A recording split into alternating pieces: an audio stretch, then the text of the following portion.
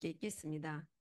그 사람들이 거기서 일어나서 소돔으로 향하고 아브라함은 그들을 전송하러 함께 나가니라. 여호와께서 이르시되 내가 하려는 것을 아브라함에게 숨기겠느냐. 아브라함은 강대한 나라가 되고 천하 만민은 그로 말미암아 복을 받게 될 것이 아니냐. 내가 그로 그 자식과 건속에게 명하여 여호와의 도를 지켜 의와 공도를 행하게 하려고 그를 택하였나니 이는 나 여호와가 아브라함에게 대하여 말한 일을 이루려 함이니라. 아멘. 오늘은 중보자의 은총과 특권이라는 제목으로 우리 또 계속 오시는 분들은 알지만은 이 우리 유성준 목사님은 또 사모님과 함께 우리 여명교회 초기 멤버라고 할 수 있습니다. 저를 함께 이 교회를 찾는데도 이게 지금 옮겨왔지만은 제일 처음에 할 때 함께 찾으러 다니고 또 함께 해주시고 기도해주시고 또 우리 탈북민들을 진짜 섬겨주고 기도해주시고 마음으로 항상 하시는 분입니다. 우리 나오실 때 큰 박수로 환영합시다. 할렐루야 인사드리겠습니다.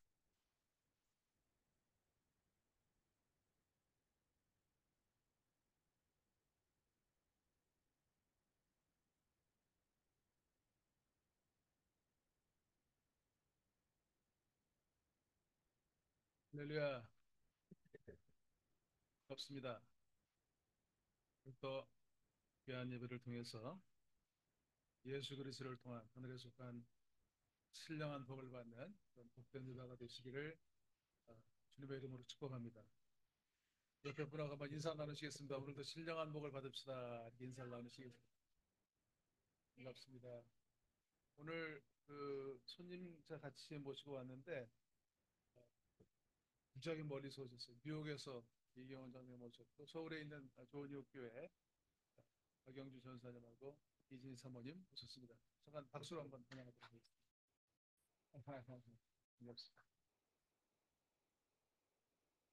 그 장집사님 그 신은 오늘 처음 들었습니다. 거기다 이렇게 복을 붙이면 굉장히 은혜스러운 찬양이 될 것 같다는 생각이 들었습니다. 감사합니다. 제가 지난번에 그 설교한 내용을 뭐다 잊어버리셨겠지만 꼭 기억해야 될 것은 신앙생활에 가장 중요한 게 뭐냐라고 하는 제가 질문했잖아요. 신앙생활에 가장 중요한 것은 관계라고 배웠습니다. 관계. 그죠? 첫째는 하나님과의 관계고 또 이웃과의 관계입니다. 그래서 교회를 세운 목적도 우리가 동포들끼리 모여서 오늘 기도하실 때 남북 동포들이 같이 모였다고 하니까 더 은혜가 됐는데 동포들이 모여서 서로 교제하고 밥도 먹고 이것도 중요하지만 정말 중요한 것은 교회를 세운 목적은 우리가 이곳에 모여서 하나님의 사랑을 깨닫고 하나님의 그 구속의 은총을 깨닫고 오늘 어, 장 집사님 그 시를 통해서 얘기한 것처럼 그 사랑을 깨달은 사람들이 모여서 함께 말씀을 듣고 또 훈련도 받고 교제하고 그리고 교회가 하는 일은 뭐냐면 이웃 사랑을 실천하는 거예요. 우리에게 맡겨진 그런 하나님의 뜻을 잘 분별하고 그 뜻을 이루어 드리는 것이고 또 이 교회가 해야 될 가장 중요한 것은 제자를 세우는 거예요. 제자 세우는 거예요. 그리고 우리가 제자가 되는 거예요. 제자가 되어서 이제 사도로 파송되어서 나가서 또 잃어버린 영혼들을 구원하고 그들을 제자 삼고 또 파송하고 이것이 2000년 기독교 역사이기 때문에 정말 중요한 거예요. 오늘은 우리 신앙생활 가운데 매일매일의 삶 가운데 가장 중요한 것이 뭐냐라고 하면은 기도라고 얘기할 수가 있습니다. 오늘 창세기 18장 말씀이 어, 그 아브라함이 그렇게 소돔과 고모라 성을 멸망하러 가는 하나님의 사자들과 함께 대면하고 그리고 그 소돔 성을 위해서 기도하는 그런 내용이에요. 하나님이 자기 자신을 계시하시는 가장 중요한 수단이 있다고 한다면 그거는 말씀이죠. 그렇잖아요. 우리가 교회 다니면서 정말 중요한 것은 물론 교회 다니는 것이 안 다니는 것보다 낫지만 우리가 바른 크리스찬이 되기 위해서 정말 중요한 것은 가장 기본적인 것이 말씀을 아는 거예요. 하나님이 자기 자신을 계시하시는 가장 중요한 수단인 말씀을 하는 것이고, 그다음 우리가 하나님 앞에 매일매일 나갈 수 있는 가장 중요한 수단이 있다고 한다면, 마이크 괜찮아요? 가장 중요한 수단이 있다고 한다면 그거는 기도잖아요. 기도. 그렇죠? 그래서 사도 바울은 말씀과 기도로 너희가 거룩해지고, 말씀과 경건에 관한 교훈에 창념하라, 이렇게 얘기했거든요. 예수님께서도 누가복음 22장 39절 말씀을 거기에 보면 공생의 기간 맨 마지막 주간에 습관을 쫓아 감람산에 나가서 기도하셨다, 이렇게 얘기했습니다. 그러니까 습관을 쫓아 나갔다고 하는 건 뭐예요? 피곤하건 피곤하지 않건, 시간이 있건 시간이 없건, 졸더라도, 졸면 안 되지. 열심히 우리가 기도하는 것이 굉장히 중요합니다. 예수님께서 그렇게 기도하실 때 제 아들이 졸고 있었는데 너희가 시험에 들지 않게 깨어 있어 기도하라 그랬잖아요. 시험에 들지 않으려면 영적으로 그래 깨어 있어야 되는데, 깨어 있는 것은 다른 말로 표현하면 기도하는 것이다, 이렇게 얘기할 수가 있습니다. 매일매일의 삶 가운데 우리가 교회를 다니면서 정말 영적으로 고향된 삶을 살기 위해서는 매일매일 하나님의 뜻을 분별해야 되는데, 가장 중요한 것이 기도예요. 오늘 사도 바울이 우리가 처음 인사할 때도 예수 그리스도를 통한 하늘에 속한 신령한 복을 받으라고 얘기했지만, 에베소 1장 15절 이하의 말씀 가운데 보면은 내가 너희를 위해서 기도할 때마다 너희를 위해서 기도하는데, 간절히 기도하기는 하나님이 너희들에게 지혜의 영으로 함께 하시고 계시의 영으로 함께 하셔서 하나님을 더 잘 알고, 우리가 인간이 어떻게 하나님을 알아요? 아무리 똑똑해도, 아무리 똑똑한 사람도 영안을 열어주시지 않냐면, 마음에는 영안을 활짝 열어주시지 아니하시면 말씀을 통해서 계시하시는 그 하나님의 기업의 영광의 풍성함을 알 방법이 없어요. 그러니까 우리가 매일매일 기도해야 되는데, 바울이 얘기한 것처럼 하나님 나에게 지혜의 영을 주세요. 하나님의 지혜로 함께 해주세요. 하나님 나에게 계시영을 주세요. 이렇게 간절히 기도할 때 우리가 영안이 열려서, 그래서 살아계신 하나님과 만나고 그 하나님과 동행하고 그 뜻대로 사는 그런 역사들이 지속적으로 이루어질 수 있다고 하는 것을 깨달을 수가 있는 줄로 믿습니다.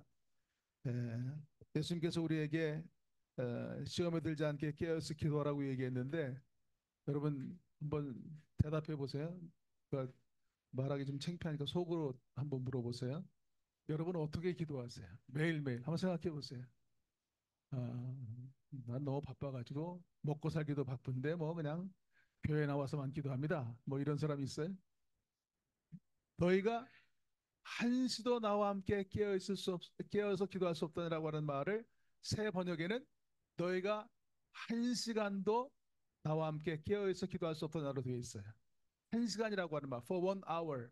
그러니까 하루에 한 시간은 기도하라고 하는 얘기예요. 그렇게 얘기하면 뜨끔해지세요? 하루에 한 시간은 기도 못 하세요? 적어도 우리 김성희 전사님 목이 쉬도록 매일 기도하는 것처럼 그렇게는 못 할지라도 하루에 한 시간씩은 어떤 방법으로든지 기도할 수 있기를 주님의 이름으로 축복합니다. 많은 사람들이 교회 나와서는 열심히 찬송 부르고 주여 기도하고 그러다가 예배만 끝나면 나요, 그리고 그냥 내 뜻대로 한 주간 살다가 교회 오는 사람들이 참 많아요. 정말 중요한 것은 우리가 교회 와서 말씀 듣고 찬송하고 은혜 받고, 그리고 사실은 실제적인 신앙생활은 교회를 나가면서 시작되는 거잖아요. 굉장히 중요하다고 생각해요. 그래서 우리가 영적 일상이 굉장히 중요한데, 매일매일의 삶 가운데 그 영적 생활에 대한 그런 구조, 어떤 그런 틀을 갖추는 게 굉장히 중요해요. 저는 아침에 일어나면 어, 처음에 새벽 기도를 좀 주변에 댕겼는데, 여기도 가까우니까 여기도 나가서 기도할까?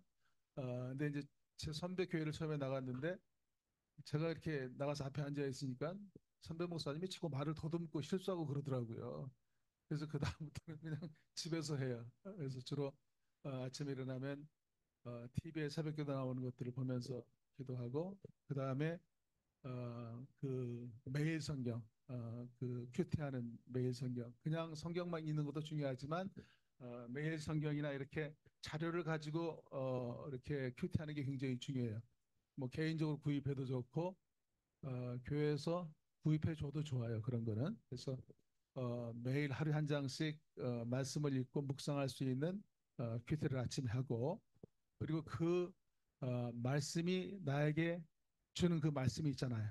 말을 조심하란 말이 나오면 하루를 살면서 좀 사람들 만날 때마다 말도 조심하고 그러면서 그 말씀을 붙잡고 하루 종일 살고 그리고 우리는 저녁이 되면은 부부가 같이 성경을 10장씩 읽어요. 하루에 10장씩. 그러면 어, 100일 정도면 어, 일독을 할 수가 있어요. 저, 저 이영재는 올해 몇 독 했어요, 성경? 올해 성경 몇 번이나 읽었어요? 그러니까 몇 번? 몇 번? 10독, 성경 10독. 10독은 좀 많이, 그러니까 10독은 좀 너무 많이 한 거고, 이제 그 적어도 하루에 10장 읽으면 100일에 한 번 성경 읽을 수가 있어요. 그러니까 저희는 어, 그저께까지도 성경 다 읽고 또 이제 어제 그저께부터는 이제 오늘 신약 읽어요. 그러니까 하루에 3장 읽으면 1년이면 한 번 읽어요. 그리고 하루에 한 장 읽으면 3년이면 3년이면 성경을 한 번 읽을 수가 있어요. 하나님이 자기 자신을 계시하시는 가장 중요한 수단이 이 말씀이거든요. 그렇잖아요. 봉담 어디 가서 무슨 뭐 통닭장사 이런 말은 안 나오지만 그래도 하나님의 뜻이 다 여기에 있는데 이걸 모르면 하나님의 뜻을 알 수가 없는 거거든요. 그러니까 탈북사역 하시는 목사님들 가운데 이렇게 처소에서 중국의 처소에서 성경만 읽게 하는 선교사들이 많이 계셔요. 근데 이제 그분들 제가 만나서 이렇게 조항 선교사도 그렇고 제가 만나서 같이 얘기를 들어보면 사람을 사람을 뭘로 변화시킬 수 있냐 이거예요. 아무리 말해도 듣지 않고 훈련시도 안 되는 건데 하나님 말씀을 계속 읽다 보면은 그 말씀이 부딪히면 영안이 열리고 삶이 바뀌는 것을 발견할 수 있다는 거예요. 그때 우리가 때를 어떤지 못 어떤지 열심히 하나님 말씀을 가까이 하는 게 중요한데 매일매일 성경을 적어도 10장은 안 돼도 3장씩은 꼭 읽을 수 있기를 축원합니다. 어, 하나님의 자기 자신을 계시하시는 가장 중요한 사안이 말씀이에요. 그리고 저희는 성경을 10장 읽고 그 다음에 그 매일 성경 아침에 읽은 그걸 가지고 가정 예배를 드려요. 그러니까 굉장히 좋아요. 그러니까 혼자는 쉽지 않고 가족이 같이 그렇게 예배드리는 시간을 갖는 게 굉장히 중요하고 그 다음에 이렇게 말씀도 그냥 이렇게 속으로 읽으면 잘 안 들어와. 그런데 이거를 홍독하면 굉장히 쉽게 들어와요. 그래서 그거를 생활화하는 것이 우리가 바쁘지만 되게 탈북인들이 중국에 나와서 그렇게 처소에 있을 때는 신앙생활 그렇게 열심히 하던 사람들이 처음에 한국 와가지고는 90% 이상 다 교회 다니는데 지금은 통계적으로 10% 정도도 안 나가요, 교회를. 왜냐하면 다 먹고 사는 일이 힘들기 때문에. 그러니까 먹고 살기 힘들더라도 주의를 지키고 열심히 기도하고 신앙생활 해야 되는데 이게 굉장히 큰 도전이 아닐 수가 없어요. 그렇잖아요. 그러나 그런 가운데서도 열심히 말씀을 붙잡고 기도하는 교회요. 여러분 한 분 한 분이 되시기를 주님의 이름으로 축복합니다. 기도해야 돼요. 그러니까 예수님께서는 그렇게 습관적으로 기도하셨어요. 밤새 기도하시기도 하시고 새벽에 나가서 기도하시기도 하시고 피곤해도 기도하고 시간이 없어도 그렇고 늘 기도했단 말이에요. 그래가지고 마지막 상황에 그 가롯 유다가 12제자 가운데 한 명이 가롯 유다잖아요. 예수님을 배반했어요. 그래서 자기를 잡으려고 하는 사람들과 같이 와가지고 그렇게 왔을 때에도 그를 나무라지 않으셨어요. 오히려 친구라고 불러줬어요. 왜냐하면 이미 기도로 준비하고 있었기 때문에. 그런데 기도할 때 기도하지 않고 피곤해가지고 졸고 있던 베드로는 상황이 딱 닥치니까 예수님을 잡으러 오니까 뭐 했어요? 칼을 뽑았어요. 칼을 뽑았어요. 가지고 그 종의 한 사람의 말구의 귀를 어, 그 칼로 쳐가지고 자르는 그런 비극적인 역사가 일어났어요. 우리가 기도하지 않으면 기도할 때 기도하지 않으면 상황이 닥치면 칼을 뽑아요. 혈기를 부리기도 하고 좌절하기도 하고 그러면서 어, 신앙적으로 살지 못하는 그러한 역사들을 이룰 수 있기 때문에 우리가 매일매일의 삶 가운데 기도하는 게 중요해요. 그래서 바울은 디모데에게 말씀과 기도로 너희가 거룩해진다. 말씀과 경건에 관한 교훈에 창념해라. 해도 되고 안 되는 게 아니에요. 이거는 교회 다니고 신앙적으로 살려고 하는 사람들은 해야만 하는, 아무리 힘들어도 꼭 해야만 하는, 이것이 말씀과 기도라고 하는 것을 깨달을 수가 있는 줄로 믿습니다. 사도 바울은 디모데전서 2장 1절로 2절 말씀에 굉장히 중요한 말씀인데 한번 같이 읽어보실까요? 디모데전서 2장 1절로부터 2절 띄울 수 있나요? 띄워보세요. 디모데전서 2장 1절로부터 2절 같이 읽어보겠습니다. 시작. 그러므로 내가 첫째로 권하노니 모든 사람을 위하여 간구와 기도와 도구와 감사를 하되 임금들과 높은 지위에 있는 모든 사람을 위하여 하라. 이는 우리가 모든 경건과 단정함으로 고요하고 평안한 생활을 하려 함이라. 아멘. 그러니까 사도 바울이 기도에 대해서 함축적으로 기도가 뭐냐라고 하는 것을 함축적으로 실제적으로 얘기한 말씀이 디모데전서 2장 1절로부터 2절 말씀이 기도의 내용은 첫째는 간구라고 그랬어요. 간구라고 하는 것은 긴급한 일에 대한 기도예요. 그 다음에 그냥 기도가 또 나오죠. 단순히 필요한 일에 대한 기도가 그냥 기도고요. 도구라고 하는 것은 중보 기도를 가리키는 거예요. 중보 기도. 나를 위해서 기도하는 것이 아니고 나 이외에 다른 것들을 위해서 기도하는 그런 기도가 중보 기도예요. 그 다음에 감사 기도, 축복된 일에 대해서 기도하는 거예요. 그러니까 여러 가지 유형의 기도가 이렇게 필요하고 그 다음에 바울은 뭐라고 얘기했냐면 우리의 삶에 직접적인 영향을 주는 지도자, 그러니까 나라의 대통령이라든지 또는 무슨 교단의 대표라든지 교회의 그 목회자들, 목사님이나 전 사람들을 위해서 반드시 기도하라는 얘기예요. 왜 그러냐면 그렇게 해야 우리의 삶이 행복할 수 있다고 하는 거예요. 근데 교회를 다니면서 교회 목회자를 위해서 기도하는 거 너무나 중요해요. 그리고 교회를 다니면서 우리 신앙생활에 행복하려면 전사님하고 사이가 좋아야 돼. 전사님 얼굴만 봐도 시험 들리고 싫은데 어떻게 신앙생활 할 수가 있겠어요? 그때 우리가 그 목회자를 위해서 늘 기도하는 것이 너무나 중요하다 이렇게 얘기할 수가 있어요.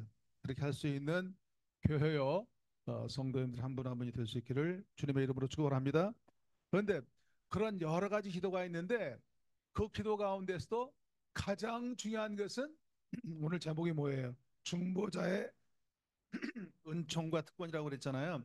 가장 중요한 기도는 중보 기도예요. 리차드 포스라고 하는 유명한 영성학자는 기도라고 하는 책에서 뭐라고 얘기했냐면 여러 가지 기도의 유형 가운데 가장 중요한 가장 위대한 기도는 중보 기도이다. 그것은 중보 기도는 가장 비이기적인 기도이기 때문이다. 왜냐하면 기도할 때 우리가 달라고 하는 기도할 때가 참 많잖아요. 내 사정을 가지고 기도할 때가 참 많잖아요. 근데 나를 위해서 하는 기도가 아니고 철저하게 남만을 위해서 비이기적으로 하는 그런 기도이기 때문에 하나님이 중보기도는 잘 들어주시네. 내 기도는 안 들을 때가 참 많은데 남 위해서 기도하면 될 때가 참 많아. 왜냐하면 이기적으로 하는 기도가 아니기 때문에 그렇다고 하는 것이에요. 오늘 또 저 중국에 있는 그 여명교에서 몇 분이나 참석하세요? 여기에 10명이 참석하고 계세요.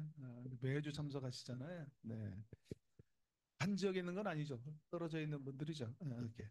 오늘 중국에서 같이 우리 인터넷으로 같이 예배 참여하는 여러분들에게도 동일한 은총이 함께 하시기를 바랍니다. 그리고 여기를 봐야 돼. 기도 가운데 가장 중요한 건 중보 기도예요. 예. 그리고 다른 말로 표현하면 중보 기도는 우리가 할 수 있는 이웃사랑이 중요하다고 그랬잖아요. 가장 중요한 이웃사랑의 실천이 중보 기도다 이렇게 얘기할 수가 있습니다. 오늘 창세기 18장에 보면 이제 소돔과 고모라 성에 죄악이 관영했고 이제 그 성을 멸망하려고 하는 거예요. 그때 하나님이 들의 성들을 멸하실 때 곧 롯에 거하는 성을 엎으실 때 아브라함을 생각하사 롯을 그 엎으시는 중에서 내어 보내었더라. 그러니까 소돔과 고모라 성에 죄악이 관영하고 그 성에 아브라함의 조카 롯이 거기가 살았잖아요. 그런데 그 성을 멸망시켜야 되는데 누구를 생각하사? 하나님이 아브라함을 생각하사 아브라함의 간절한 기도를 생각하사 그 성은 멸망당했지만 그 롯의 가족은 구원한 놀라운 역사를 이루었다고 하는 것이에요. 우리가 오늘 한번 그 꼭 붙잡아야 될 그 말씀은 하나님은 무엇보다 중보자에게 비이기적으로 하나님의 나라와 하나님의 의를 위해서 기도하는 그 사람에게 하나님의 뜻을 알려준다고 하는 얘기예요. 오늘 17절 말씀해 보니까 하나님이 내가 하려는 것을 아브라함에게 속이겠느냐. 딴 사람한테는 이 얘기 안 해도 그렇게 진실한 중보적인 하나님과 그 죄 많은 인간 사이에 서서 그 인간들을 위해서 간절히 기도하는 아브라함에게 내가 왜 내 뜻을 속이겠냐는 거예요. 어? 출애굽기 3장에 보면 그 불타는 가시떨기 숲속에서 모세가 나이 80에 하나님으로부터 소명을 받는 거예요. 모세가 부름 받은 것도 사실은 멸망당할 그 이스라엘 백성과 하나님 사이의 중보자로 그 모세를 세웠던 것을 볼 수가 있어요. 요한복음 15장에 포도나무의 비유에도 보면 요한복음 15장 14절 15절 말씀해 보니까 너희가 나의 명하는 대로 행하면 곧 나의 친구라. 어? 그러니까 내 뜻대로 살면 주님께서 말씀하시는 거예요. 너희는 더 이상 종이 아니고 내 친구라고 하는 거예요. 친구에게는 모든 걸 다 얘기해 주잖아요. 네것 내 것이 없잖아요.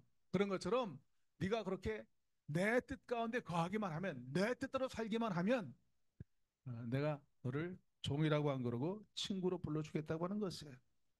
아모스 3장 7절 말씀해 보니까 주 여호와께서는 자기의 비밀을 그종 선지자들에게 보이지 아니하고는 결코 행하심이 없으시리라. 하나님의 뜻을 하나님의 뜻을 중보자에게는 알려 주시겠다고 하는 것이에요. 중보자는 말씀드린 것처럼 자신의 축복만 위해 사는 사람이 아니에요. 자신의 축복에 안주하는 사람이 아니에요. 타인의 고통에 동참하는 사람이에요. 그것이 사명이기 때문에 기도하는 사람이 중보자예요. 이건 너무나 중요한 말씀이라고 생각을 해요. 오늘 창세기 18장 18절로 19절 말씀 거기에 보니까 제가 그냥 읽겠습니다. 아브라함은 강대한 나라가 되고 천하 만민이 그를 인하여 복을 받고 여호와의 공도를 지켜 행할 때 복받는 본보기로 택했다는 거예요. 그러니까 예수 잘 믿고 그 하나님 뜻대로 사는 자는 복을 받는다라고 하는 그러한 본보기로 모델로 아브라함을 택했다는 거예요. 간절히 바라기는 여러분 한 분 한 분이 이 여명교회가 정말 예수 잘 믿고 하나님 뜻대로 삶으로 말미암아 많은 사람들에게 모델이 될 수 있는 본보기가 될 수 있는 그런 교회요 성도들 한 분 한 분이 될 수 있기를 바랍니다. 너무나 중요한 말씀이라고 생각해요. 그런데 아브라함은 하나님이 그렇게 복을 주기로 작정하셨는데 자신의 축복에 안주하지 않고 오히려 고통 가운데 있는 소돔과 고모라를 위해서 간절히 기도하는 것을 볼 수가 있어요. 제가 이번에 그 우리 전사님이 중국 여몽교회 그 단기 선교 다녀오신 거 그러니까 단기 선교를 다녀오시면서 사진들을 쭉 저한테 보내시고 춤추는 영상도 보내주시고 그랬는데 제가 큰 감동을 받았어요. 사실 우리가 이렇게 탈북해서 많은 어려운 그런 과정을 거쳐서 한국 땅에 와서 사실은 뭐 여기 와 사는 것도 도전이 많지만 그래서 사실은 북한에 사는 동포들과 비교해 볼 때 여기는 정말 천국 같은 곳이잖아요. 그렇잖아요. 근데 여기 와서 사는 것만으로 만족하고 나만 잘 살면 됐지 그게 아니고 오히려 여기 와 살면서도 고향에 있는 사람들을 위해서 애써가지고 송금도 하고 그렇잖아요. 또 이렇게 지금 북한에서 중국에 나와가지고 있는 뭐 수십만을 보는 그런 사람도 있습니다만은 나와서 그렇게 살고 거기에서 결혼하고 애 낳고 그렇게 살면서 고난 가운데 있는 동포들을 그를 내 일처럼 알면서 이렇게 기도하고 또 같이 이렇게 예배도 드리고 그리고 또 거기에 있는 자녀들을 위해서 그렇게 장학금도 보내고 이러면서 어, 그 지내는 것은 너무나 큰 축복이라고 생각을 해요. 하나님이 정말 기뻐하시는 일인 줄로 분명히 믿습니다. 미국의 그 부자들 가운데 보면은요, 그렇게 자기가 큰 부자가 됐는데 자기 자신이나 가족만을 위해서 그 부를 쓰는 것이 아니고 인류를 위해서 쓰는 그런 큰 부자들이 많아요. 제가 미국의 부자 가운데 정말 좋아하는 사람 가운데 한 분이 척 핀이라고 하는 사람이 계세요. 이 사람은 아일랜드 계통의 그런 큰 부자인데 그 공항에 가면 면세점 있잖아요. 듀티 프리 그 재벌로 아주 큰 돈을 번 그런 사람이에요.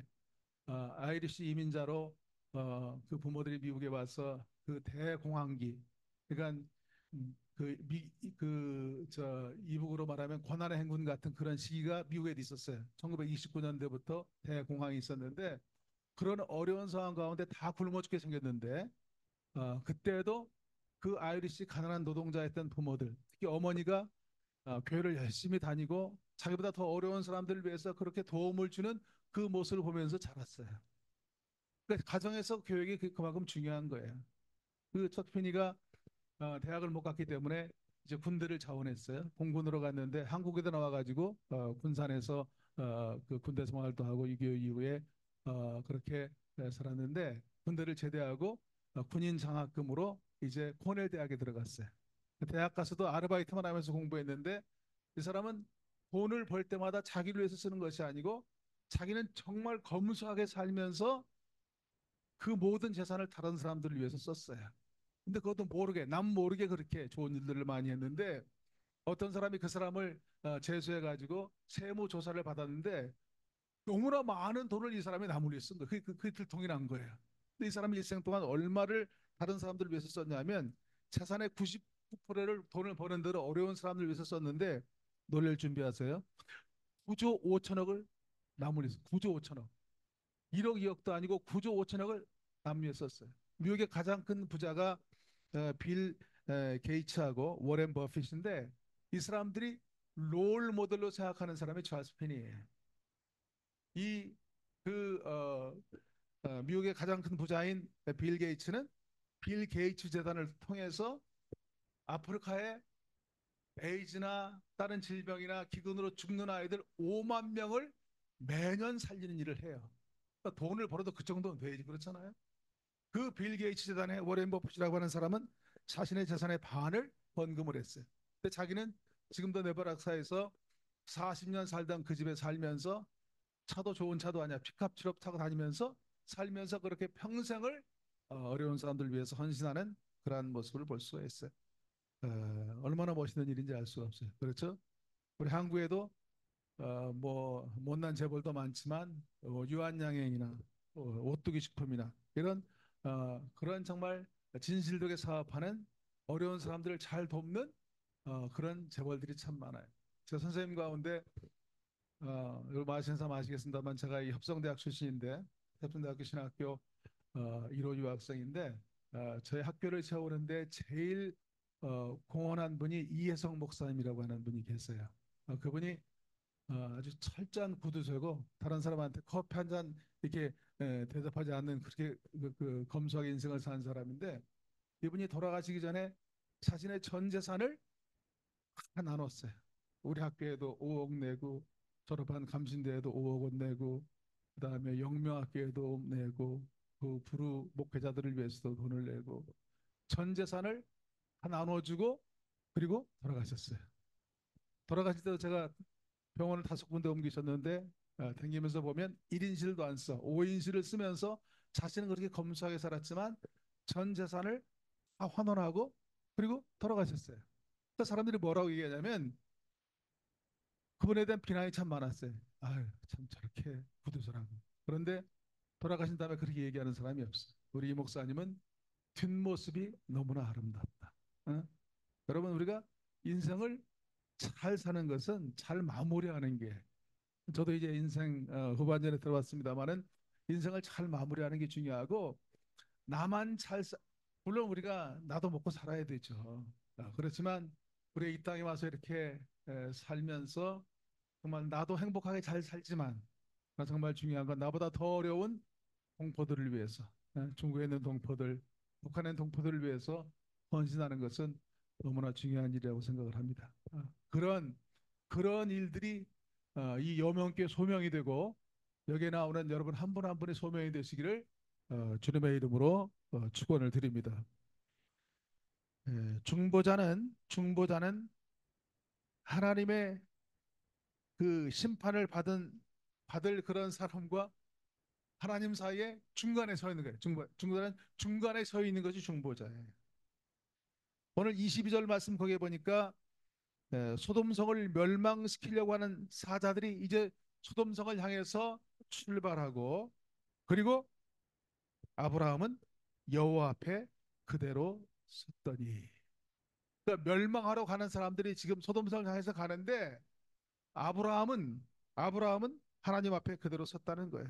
이 말은 뭐냐면 아브라함이 자기의 조카를 위해서, 소돔과 고모라 성을 위해서 중보 기도하고 있다고 하는 이 말이에요. 이것이 중보 기도자의 자리예요. 이것이 사명을 가진 사람들의 자리라고 그렇게 이야기할 수가 있어요. 우리가 우리의 삶 가운데 여러 가지 일들을 당하며 살지만 내가 만약에 남보다 좀 더 많은 것을 가지고 있다고 한다면 그것이 나에게 준 사명이에요. 그렇죠? 어떤 일에 내가 부담을 가지고 있다고 한다면 그것이 하나님이 나에게 주신 사명이에요. 과거에 내가 어떤 어려운 일을 당했다고 한다면 그 어려운 일로부터 고통을 해결한 받은 그런 일이 있다고 한다면 그것이 나에게 주신 사명이에요. 그렇잖아요. 우리가 그렇게 어려움을 겪고 그렇게 탈북하고 그리고 한국에 들어오기 과정까지 얼마나 많은 어려운 일을 당했어요. 그렇잖아요. 그것이 나로만 끝나는 것이 아니고 앞으로도 그러한 일을 당할 많은 사람들을 위해서 내가 무언가는 헌신하는 그런 삶을 살 수 있다고 한다면 그것은 사명을 감당하는 그런 귀한 삶이 될 수 있다고 하는 말로 바꿔서 얘기할 수가 있는 것이죠. 오늘 중요한 말씀이라고 생각을 합니다. 우리가 중보자의 삶을 사는 것은 너무나 중요해. 아까 말씀드린 것처럼 모세도 하나님과 이스라엘 사이의 중보자로 서서 일생을 산 것을 볼 수가 있어요. 이스라엘이 패역할 때마다 출애굽기 32장에도 나옵니다만은 하나님은 아주 쟤들 내가 다 멸망시켜 버리겠다. 그런데 모세가 사정하잖아요. 제발 참으시라고. 어?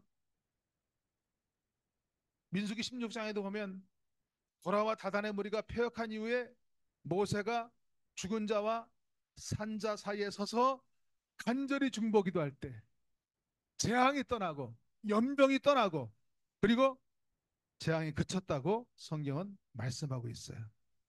예수님도 하나님과 인간 사이에 중보자로 이 땅에 오셨어요. 그렇잖아요. 하나님의 세상을 이처럼 사랑하사 독생자를 주셨으니 이런 저를 믿는 자마다 멸망치 않고 영생을 얻게 하려 함이라 이렇게 말씀하셨어요. 십자가상에서 그 고통 가운데 죽어가시면서 맨 처음 하신 말도 뭐였냐면 아버지여 저들을 사하여 주시옵소서, 저들을 용서해 주시옵소서, 저들이 하는 것을 알지 못함이니이다. 그들을 용서하는 기도를 했고 돌아가시면서 내가 다 이루었다 말씀하시고 돌아가실 때 바로 성전의 휘장이 위에서 아래로 찢기고 그리고 죄의 문제가 해결함을 받고 우리가 담대하게 성소에 나올 수 있는 그런 능력을 덧입었다는 것이에요. 누군가는 중보자가 필요해요. 이 말은 먼저 믿은 자가 중보자예요. 간절히 바라기는 이 여명교회가 정말 중요하잖아요. 이 지역에 얼마나 많은 탈북인들이 있어요. 제가 올 때마다 보면 교인들이 왔다 갔다 하는 사람도 많잖아요. 이 지역에 이 봉담이나 향남이나 이저 오목천이나 이 지역에 2천 명 정도 탈북인 살잖아요. 그런데 그 가운데 사실은 탈북인 교회는 지금 첫 번 개척된 교회예요. 물론 뭐그큰 교회 안에 그런 북한 미니스트리가 있긴 하지만 처음 개척된 교회가 우리 김성현 전사님이 그렇게 교통사고 나가지고 사경을 헤매는 그런 과정을 통해서 소명을 받고 우리가 함께 이 여명길을 시작을 했는데 이 교회가 큰 사명이 있다고 저는 생각을 합니다. 그래서 정말 이 지역에 있는 탈북인들의 중보자로서의 그런 귀한 사명을 이 교회가 감당하는 그런 역사들을 이루시기를 바라고, 지금도 우리 같이 예배를 드립니다마는 중국에 있는 수없이 많은 우리 동포들, 또 그 자녀들을 위해서 같이 중보하면서 우리가 기도하는 것은 너무나 큰 사명이라고 생각을 합니다. 그 일을 잘 감당할 때 하나님이 사람도 붙여주시고 할 수 있는 길도 열어주시고 영광을 받으시는 것을 분명히 믿습니다. 중보 기도를 통해서 우리는 하나님 앞에 더 가까이 나가는 거예요. 어, 인간이 하나님 앞에 나갈 수 있는 가장 중요한 방법이 기도라고 말씀을 드렸어요. 그렇죠? 잠언 8장 17절 말씀에 보면 나를 사랑하는 자들이 나의 사랑을 입으며 나를 간절히 찾는 자가 나를 만날 것이다. 어? 간절히 기도할 때, 특별히 중보 기도할 때 믿음의 역사를 체험해요. 제가 조은교에서도 그런 간증을 했습니다마는 제가 이 목배 이상이 있어서 그 목 관절에 그 통증 수사를 받다가 그게 감염이 됐어. 감염이라는 게 뼈에 감염이 되면 뼈를 짜낼 수가 없잖아요. 그거는 이제 항암 치료하는 것 같아. 가장 센 방포마이신이라고 항생제를 맞으면서 그렇게 55일을 투병 생활을 했는데 이렇게 하루에 1시간씩 8번씩 주사를 맞는데 그걸 맞고 나면 몸에 막 열이 막 오르기 시작하는 거야. 오한이 생기고. 그러면서 거의 막 사경을 헤매는 거예요. 이렇게 잘 먹는 사람이 밥맛도 없어지고. 그러면서 고통을 당했는데 39일이 지나고 40일째 되는 날인데 제가 왜 이 얘기를 하겠어요? 40일째 나았다는 거예요. 주변 사람들이 저를 위해서 간절히 기도하는데 39일째 되는 날 제 처남하고 처남댁이 와가지고 얘기를 하는데 이우정 목사 사모가 와가지고 기도를 열심히 하는 사람인데 기도하는 가운데 목사님이 어, 그 머리를 단정히 빗고 침대에 앉아 있는 모습을 하나님 보여주셨대. 하나님이 치료하실 수 있는 그런 징조를 보여주셨다는 거예요. 그런데 형편은 그렇지가 않아. 너무나 힘들어. 이 염증 수치가 10 이하로 내려와야 되는데 막 99, 100 이렇게 막 올라가는 거예요. 그런데 할렐루야 40일 되는 날 정상이 된 걸 믿으시길 바랍니다. 우리가 간절히 기도할 때 그때 믿음의 역사를 체험할 수가 있어요. 그리고 우리가 믿음의 역사를 체험해야 영적으로 고양된 삶을 살 수가 있는 거예요. 물론 교회 왔다 갔다 하는 것, 물론 안 다니는 것보다 낫지만 우리가 영적 체험이 있을 때 그때 우리는 영적으로 고양된 삶을 살 수 있다고 하는 깨달음을 받을 수가 있어요. 우리가 기도할 때 정말 중요한 것은 중도에 포기하지 않고 끝까지 기도하는 게 중요해요. 아브라함이 그 하나님과 영적으로 대결 하는 거잖아요. 그 성에 의인 50명만 있으면 그 성을 멸망치 않겠습니까? 아니 45명, 40명, 30명, 20명 그 성에 죄송하지만 10명만 의인이 있어도 그 성을 멸망치 않겠습니까? 그렇게 하시겠다고 그랬어요. 그런데 그 성이 멸망당했어요. 왜? 하나님 뜻대로 사는 사람 10명이 없기 때문에. 제가 요즘 예레미야서로 큐티를 하는데 예레미야 5장에 보면 그 예레미야 그 선교할 그 당시에 예루살렘에 의인 한 명만 있으면 그 성을 멸망치 않겠다고 그랬어요. 그런데 예루살렘이 멸망당했어요. 왜? 그 성에 의인 한 명이 없었기 때문에. 템플 오브 더 로드, 하나님의 성전, 하나님의 성전이 있는데 우리가 이렇게 열심히 하나님을 섬기는데 우리가 좀 더 잘못하기로서니 아무리 그래도 이방 사람들이 와가지고 우리나라를 멸망시키는 그렇지 않겠다는 거예요. 그런데 의인 한 명이 없으니까 그 절명이 멸망당했어요. 성전이 완전히 파괴되었어요. 그러니까 기도하는 의인들이 필요한 거예요. 이 교회도 정말 이 교회가 하나님 뜻을 이루어드리는 그런 귀한 교회로 세움을 받기 위해서는 누군가는 기도하는 사람이 있어야 돼요. 근데 소돔과 고모라 성은 의인 10명이 없었기 때문에 멸망당한 그런 역사를 볼 수가 있어요. 동방의 의인이었던 요백에 말할 수 없는 어려운 일들이 많이 생겼어요. 근데 그런 가운데서도 그가 하나님을 원망하지 않고 나의 가는 길은 오직 그가 하시나니 그가 나를 단련하시니 내가 정금같이 나오겠다. 자식들 다 죽었지. 몸에 악창이 생겼지. 부인은 저주하고 죽으라고 얘기하지. 재산은 다 뺏어갔지. 말할 수 없는 어려운 가운데 친구들은 와가지고 위로하지 않고 회개하라고 자꾸 그러는 거예요.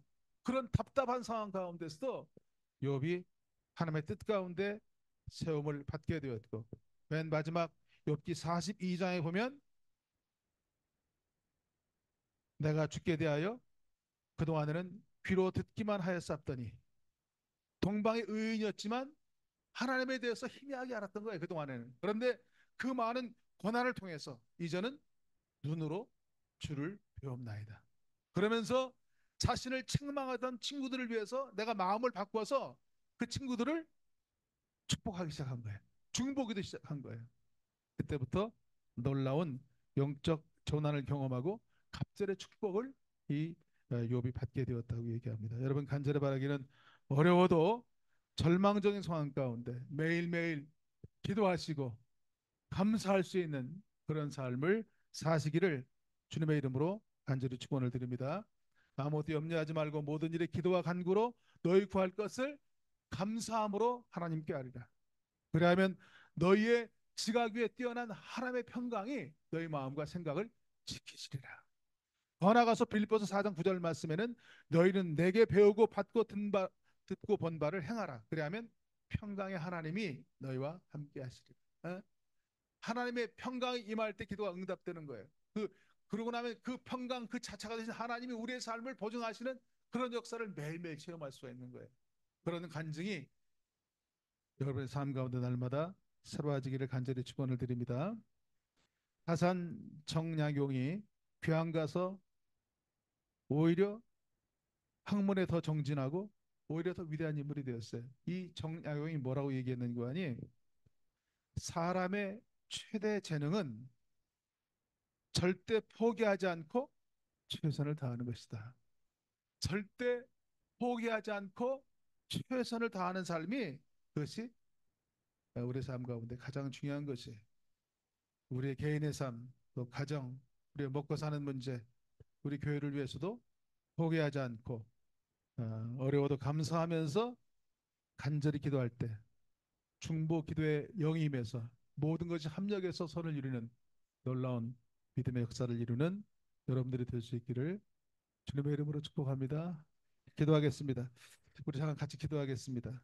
주님, 오늘 우리에게 귀한 날 주시고 또 이렇게 주의 전에 나와서 신령과 진리로 예배드리는데 주님 오늘 예배 가운데 함께하여 주시고 오늘 특별히 저희들이 중보 기도에 대해서 배웠습니다. 배운 것으로 끝나지 않게 하시고 저희들 매일매일 기도할 수 있는 중보자가 되게 도와 주시옵소서.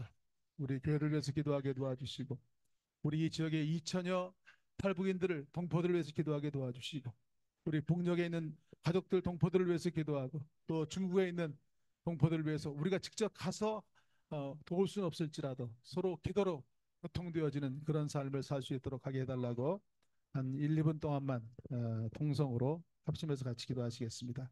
우리의 생명이 되시는 전능하신 아버지 합심해서 기도하겠습니다. 감사합니다.